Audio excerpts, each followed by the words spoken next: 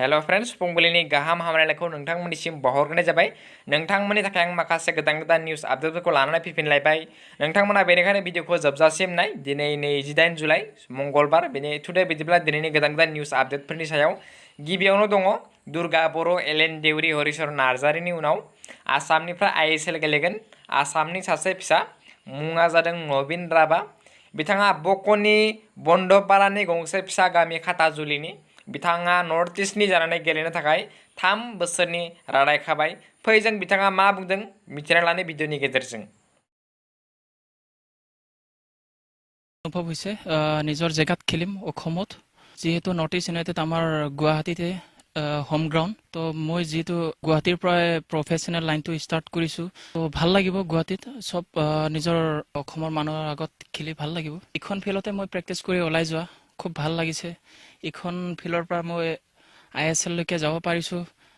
ইয়াৰ ল'ৰা ছোৱালীবিলাকক আৰু উৎসাহ পাব, ভাল লাগিব। नैथियाव दङ हेमन्त बिश्व शर्मा मैया बुंदों जुदि आगष्टनि दाननि गेजेराव COVID-19 बेरामा एसे थामियो अब्ला सेप्तेम्बर दाननिफ्राय रायजोआव फरायसालिमाफोरखौ गोदान नेमखान्थियै फरायसा फरायसुलिफोरखौ जेबो खैफोद गैयालासेनो खोलियाजासेनो क्लास लानो हागौ होननानै बिथाङा मैया फोरमायथिदों। थामथियाव दङ तामुलपुराव मोननाय जादों रकेट लॉन्चार। तामुलपुराव भारत भूटान सीमानि बिमला नगराव मोननाय जादों मोनथाम 81mm मर्टर ओत्सी रकेट लॉन्चार। दा बेखौ सोर फबनानै दोनदों दासिमबो मिथिनाय जायाखै। फबना दोनदोंमोन भारत सीमानि भूटान सीमानि बिमला नगराव दैमा सेराव। ब्रैथियाव दङ अइल इंडिया कर्परेशना मोनसे मोजां बिथांखि लादों। दिनैनिफ्राय नोंथाङा वाट्सएपनि गेजेरजों मोननो हागोन न'आवनो सिलिन्डार।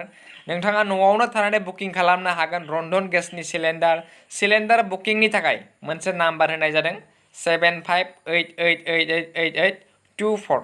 कल खालामनानै नोंथाङा बुकिं खालामनो हागोन। बे नाम्बारनि गेजेरजों इन्डियान गेसनि थाखाय सुबिदा होदों बेखौ अइल इंडिया कर्परेशना।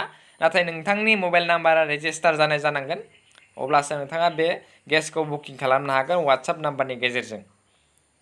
बाथियाव दङ चिरां जिल्लानि साम्पाबती दैयाव गबोनाय पेट्रुस पानखौ दिनैसिमबो नागिरना मोनाखै। चिरां जिल्लानि रुनिकाटा पुलिस थानानि सिङाव थानाय आमिनपारा उराव बस्तिनि थागिबि 55 बोसोर बैसोनि पेट्रुस फाहान मुंनि सासे सुबुंखौ 16 सान बारलांब्लाबो नागिरना मोनाखै होननानै पेट्रुस फाहाननि नखरनि सोद्रोमाफोरा मिथिहोदों। पेट्रुस फाहाननि नखरनि सोद्रोमाफोरा जाथायनि सोमोन्दै मिथिहोनाय बादिब्ला थांनाय 10 जुलाइ अक्ट'आव नागारनो रोङै अखा हानायनि जाउनाव साम्पाबती दैया न' बां लामा दालां गासैबो लोमसावनाय समावनो बेलासिनि 5:30 रिंगायाव पेट्रुस फाहाना मोसौ लायनो थांदोंमोन। बे समावनो न' खाथिनि औवा जेवरानि दालाङाव गबनानै दैजों लावथिनि सुइस गेटजों जालाङो होननानै मिथिनो होयो। जाथायनि सोमोन्दै रुनिकाटा पुलिस थानासिम खौरां हरदोंमोनब्लाबो दिनैसिम पुलिस आरो जायगानि थागिबिफोरा पेट्रुस फाहानखौ नागिरनानै मोनफेराखै होननानै बुङो। दथियाव दङ कार्बि आंलंनि DFO थामहिनबा divisional forest officer of Assam Karbi Anglong डिस्ट्रिक्टनि बिथाङा COVID-19 बेरामजों साग्लोबजादों। बेनि उनाव दङ स्निथियाव ऐश्वर्या राय बच्चन आरो बिनि फिसाजो बिथां सानैखौबो नेगेटिभ मोनबाय।